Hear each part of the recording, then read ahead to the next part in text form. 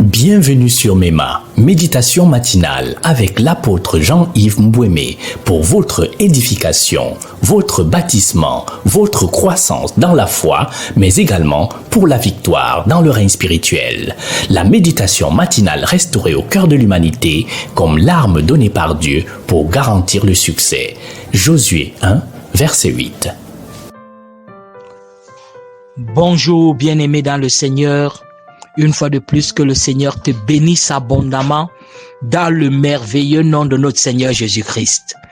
C'est avec une joie, un plaisir et la paix qui comble mon cœur que je te retrouve encore une fois de plus sur cette plateforme que nous a donnée le Seigneur par le Saint-Esprit, méditation matinale. MEMA est devenu un repas aimé de plusieurs et surtout adulé encore d'une plus grande multitude. Je voudrais donc croire que tu es parmi ceux qui sont réellement bénis par la parole du Seigneur qu'il nous accorde comme son pain de façon quotidienne. Et je voudrais croire que cela t'amène dans une autre dimension de croissance au nom merveilleux de Jésus-Christ. Ce que nous devons rechercher, c'est la communion avec le Seigneur. C'est la communion avec le Seigneur. Et cette communion nous donne chaque jour d'être davantage bâtis, d'être davantage édifiés, d'être davantage transportés. Bien-aimés, c'est par la communion vivante avec le Christ que nous sommes victorieux dans tout ce que nous entreprenons. Par une communion vivante avec le Christ, nous sommes plus que vainqueurs au nom de Jésus-Christ. Ce que je voudrais nous souligner ce matin et que le Saint-Esprit voudrait nous souligner, c'est que MEMA, c'est-à-dire méditation matinale, doit être notre partage continu, de façon quotidienne et de façon permanente, quel que soit le cas. Je dis pour chacun dans son engagement avec le Seigneur. Pourquoi? Parce que notre croissance est garantie par notre nutrition. C'est la façon que nous nous nourrissons, en quantité et en qualité. Notez bien les deux mots. En qualité et en quantité. Quelle que soit la richesse d'un repas, on parle ici d'un repas calorifique, c'est-à-dire la quantité de calories et le goût, là, comment c'est bon et tout. Si ce repas est petit, bien aimé, tu vas souffrir de malnutrition. Par exemple, si on te donne 2 cuillères à café d'un riz brissu bien parfumé avec une sauce et un morceau de viande visible au microscope, mais ayant plein de calories, bien aimé, la famine va continuer de te tenailler. Pourtant, c'est un très bon repas et il est riche, il est de très bon goût, de haute qualité, de haute facture. Mais si on te sert ce repas-là, 2 cuillerées à café, bien aimé, la famine va te tenailler les intestins et tu vas te rendre compte que tu vas souffrir de malnutrition. Si aussi on te donne toute une bassine d'un repas qui est complètement vide, sans rien du tout, bien aimé, tu vas également souffrir de malnutrition. Qu'est-ce que nous voulons par là dire, bien aimé? Où est-ce que nous allons? Ce que le Seigneur veut nous faire comprendre, c'est que nos méditations doivent être riches en qualité et en quantité. Ne dis pas que j'ai médité hier, c'était très bien, ça peut me tenir, ainsi de suite. Non, c'est de façon quotidienne. C'est ça qui assure ta croissance. La qualité et la quantité. Parce que d'autres personnes disent peut-être que 10 minutes c'est beaucoup, ainsi de suite. La qualité et la quantité. La qualité et la quantité. Je prie que le Seigneur te donne, par le Saint-Esprit, de te nourrir en qualité et en quantité au nom de Jésus-Christ. Amen. Alors, bien aimé, le Seigneur nous donne un thème ce matin qui m'a moi-même beaucoup touché et m'a beaucoup édifié.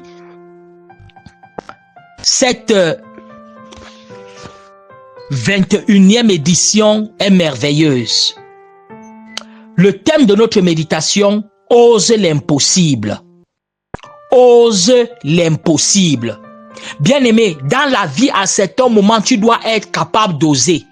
Ose là où les autres ont peur. Ose là où les autres se reculent. Ose là où les autres ont fui. Ose, même si cela doit t'attirer la moquerie de certains. Même si cela doit t'attirer le dédain de d'autres. Même si cela doit t'attirer le rejet de certains. Ose. Ose l'impossible. Ose prendre un pas là où les gens reculent. Mais ose comme ça avec le Christ. Tu ne peux oser et avoir des grands résultats que si tu as osé avec le Christ. Si tu as osé par la parole de Christ. Parce que quand tu oses en étant motivé par la parole du Seigneur, bien-aimé, l'échec ne peut pas être une option. Parce que même quand tu essaieras d'échouer, il te rattrapera. Lisons le passage ce matin dans le livre de Matthieu chapitre 14, versets 23 à 32. Matthieu 14, versets 23 à 32. Lisons. Voici ce que la Bible nous dit à partir du verset 23. Quand il eut renvoyé, quand Jésus, c'est-à-dire ici on remplace, c'est quand Jésus eut renvoyé la foule, il monta sur la montagne pour prier à l'écart. Et comme le soir était venu, il était là seul. La barque, déjà au milieu de la mer, était battue par les flots, car le vent était contraire. Bien-aimé, Jésus avait fini une croisade et il est parti à la montagne pour prier et les disciples sont entrés dans la barque pour faire chemin retour, pour aller de l'autre rive. Et ils ont laissé Jésus en priant à la montagne qui leur a dit, vous pouvez partir. Et la foule était déjà aussi partie. Voilà un peu les circonstances pour dresser le tableau alentour. Maintenant au verset 25. À la 4e veille de la nuit, et nous voyons ici que les eaux ont commencé à attaquer la barque. C'est-à-dire les disciples étaient dans la barque et l'eau menaçait de faire couler la barque. En dehors de ça, bien-aimé, parfois, tu as accompli quelque chose de grand avec le Seigneur. Ça n'empêche pas que l'ennemi s'élève contre toi. Il y a des gens qui disent que non, je marche avec le Seigneur, mais pourquoi est-ce que telle chose m'arrive? Non, même quand tu marches avec le Seigneur, l'ennemi veut toujours se lever contre toi. Mais je te garantis que la victoire finale t'appartient. Verset 25. À la 4e veille de la nuit, Jésus alla vers eux marchant sur la mer. Jésus a commencé à marcher sur la mer. Jésus a marché sur les eaux là sans bateau. Jésus a marché sur les eaux sans bateau. Il a commencé à marcher donc sur la mer. Verset 26. Quand les disciples le virent marcher sur la mer, ils furent troublés et dirent, c'est un fantôme. Et dans leur frayeur, ils poussèrent des cris. Bien aimé, c'était un spectacle ahurissant.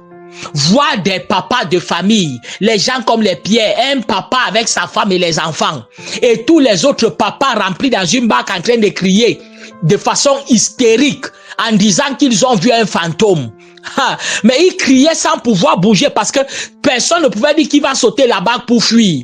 Donc les cris étaient sur place. Je m'imagine qu'ils étaient en train de s'arrêter les uns les autres. D'autres se cachaient. Peut-être quelqu'un comme l'apôtre Jean, il s'est couché sous la barque complètement et les autres étaient au-dessus. D'autres prenaient l'habit de l'autre et cachaient sa figure avec.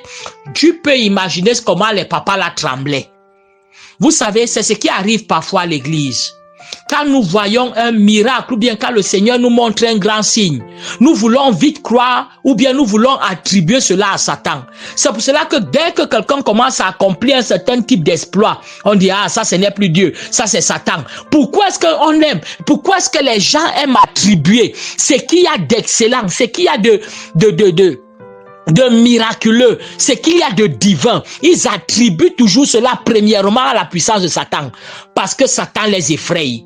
Quand tu es effrayé par quelque chose, c'est Satan qui voudrait te faire discréditer la puissance de Dieu à l'œuvre. Alors bien aimé, on n'aura pas le temps ce matin, je dois aller très rapidement. Ils ont donc commencé à crier. Verset 27. Jésus leur dit aussitôt, rassurez-vous, c'est moi, n'ayez pas peur. Jésus te dit ce matin, rassure-toi. Au milieu de ces vagues qui veulent faire balloter ta barque, rassure-toi. Au milieu des signes que tu vois et qui peuvent t'effrayer, la voix de Jésus retentit pour te dire, rassure-toi, c'est moi. Écoute, ce matin, tu écoutes Jésus te dire, rassure-toi, c'est moi. Il te rassure, n'aie pas peur. N'ayez pas peur, leur a-t-il dit. Verset 28. Pierre lui dit, Seigneur, si c'est toi, ordonne que j'aille vers toi sur les eaux. Et il dit, viens. Pierre sortit de la barque et marcha sur les eaux pour aller vers Jésus. Mais, voyant que le vent était fort, il eut peur. Et comme il commençait à enfoncer, il s'écria, Seigneur, sauve-moi. Aussitôt, Jésus étendit la main, le saisit et lui dit, homme de peu de foi, pourquoi as-tu douté? Et ils montèrent dans la barque et le vent cessa. Bien-aimé, ose l'impossible. Pierre a regardé tout ça et Pierre a dit, Seigneur, si c'est toi, donne-moi de marcher aussi et de dominer sur les eaux. Donne-moi de dominer sur les circonstances de la vie. Bien-aimé, là où les gens ont peur et les gens tremblent, demande au Seigneur de te donner de dominer sur cela. Là où les gens se reculent, beaucoup peuvent se reculer. Vous savez, certains pouvaient dire qu'ils se moquaient de Pierre. Oh, voilà Pierre, il a essayé de vouloir marcher sur les eaux. Le voilà qui s'enfonce. Au moins lui, il a essayé. Bien-aimé, ose l'impossible. Même si certains vont dire qu'ils se moquent de toi, l'histoire va retenir que tu as osé. Et l'histoire va retenir que tu n'as pas échoué. Parce que Pierre n'a pas échoué. Il n'a pas coulé sur les eaux. Quand il est revenu sur le bateau, les autres disciples étaient maintenant en train de lui demander, ça fait comment de marcher sur les eaux? C'était comment? Bien-aimé, le chemin que tu as pris là, même si les gens se moquent de toi, si tu as osé ce chemin par Christ, je t'assure, par la suite, ils vont t'admirer. Même si aujourd'hui ils sont en train de se moquer de toi, même si aujourd'hui ils sont en train de penser que c'est risible et que c'est ridicule et qu'eux ils ne peuvent pas, ils n'ont pas essayé, bien-aimé, toi au moins tu essayes. Et Jésus, même quand les circonstances vont vouloir te dépasser, il va te tendre la main. Ose ce mariage, ose cette affaire, ose ce voyage, ose, je te parle bien-aimé, comme le Seigneur m'a envoyé te le dire, ce matin avec l'esprit avec lequel il m'a envoyé. C'est un esprit de quelqu'un qui ose. Quelqu'un va se lever ce matin, regarder le nord, le sud, l'est et l'ouest et oser un pas qu'il avait retardé d'oser dans sa vie. Bien-aimé, ose. L'apôtre Pierre a simplement dit, Jésus, Seigneur, si c'est toi, dis-moi d'avancer. Bien-aimé, dis au Seigneur de te dire seulement une seule parole et ose faire ce que tu as à faire. Et Pierre a commencé à marcher sur les eaux. Il a osé défier et la gravité. Il a osé défier et Galilée. Il a osé défier toutes les forces qui s'étaient levées. Il a osé défier toutes ces forces. Et le voilà qui marchait sur les eaux. Je te vois défier toutes les forces et marcher sur les eaux. Et même quand tu vas t'affaiblir, parce que parfois en regardant les circonstances, oh l'affaire si est-ce que je vais même vraiment réussir? Pourtant j'ai déjà mis tout mon argent, j'ai déjà donné mes dossiers du concours, est-ce que je vais réussir? Même quand tu seras déjà en train de vouloir couler, crie simplement, Seigneur Jésus, aide-moi, viens à mon secours. Et puisqu'il t'a donné sa parole avant, il va étendre sa main et il va te saisir. Bien-aimé, ose l'impossible. C'est une saison nouvelle, c'est un moment nouveau, c'est le moment où les vrais enfants de Dieu osent l'impossible. Ose l'impossible dans ta conquête. Ose l'impossible dans ta moisson. David, c'est dans une saison comme celle-ci qu'il a osé défier Goliath. Oui, les gens, ses frères même se moquaient. Hey, tu penses que tu es qui? Tu penses que tu vas faire quoi? Il est descendu sur le terrain. Et les gens disaient, hey, tu vas donc voir. Mais bien aimé, c'est qu'il a osé, le Seigneur a été avec lui. Et avec une seule pierre, Goliath était au sol. Bien aimé, il y a plus que David ici. La Bible dit le sacerdoce dans lequel nous sommes est supérieur à tous les autres sacerdoces. Il y a donc plus que David ici. Quelqu'un qui va oser et qui va terrasser toute forme de Goliath au nom de Jésus. Ce matin, lève-toi avec une énergie nouvelle. Lève-toi avec une pensée nouvelle. Lève-toi avec une détermination nouvelle. Ose. Regarde à quelque chose qui t'a effrayé hier et ose. Regarde à ces eaux qui s'agitent. Regarde à ta barque qui veut se noyer et ose sortir de la barque et marcher. Laisse que le Seigneur te fasse marcher, te fasse accomplir des exploits que les autres vont regarder seulement à distance. Même si certains vont se moquer, bien aimé, même tes manquements vont devenir des témoignages. Ose simplement. Ose, je te dis bien, ce matin je te parle, ose. Ose aller faire encore ce test. Tu vas découvrir que tu n'es plus malade. Ose aller encore demander, déposer tes dossiers. Tu seras appelé. Ose aller encore demander cette faveur, elle te sera accordée. Ose aller encore toquer ce bureau, va toquer cette porte. Cette fois-ci, ose, elle te sera ouverte. Ose ce business, ose ce voyage, ose ce transport, ose ce test médical, ose ce traitement, ose ce nouvel engagement, ose même ce vœu que le Seigneur t'a mis à cœur, ce sacrifice même qu'il t'a mis à cœur de faire pour son œuvre. Ose cela. Et tu vas voir, c'est les gens qui vont dire, et après tu vas vivre comment, tu vas faire comment? Bien aimé, tu vas simplement dire, oh Seigneur, viens à mon secours. Et la main te sera tendue. Je déclare que tu es béni ce matin. Tu vas oser l'impossible et obtenir les résultats surnaturels. Au nom merveilleux de Jésus-Christ. Je suis l'apôtre Jean-Yves Bouémé pour te servir. Mon numéro, le 673 07 16 00. Que le Seigneur te bénisse abondamment. Un seul mot, une seule parole, c'est Shalom.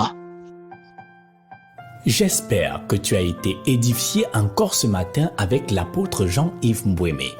Retrouve l'intégralité des méditations précédentes sur toutes les plateformes MEMA. Rendez-vous demain encore pour une autre méditation matinale. Demeure béni. Shalom.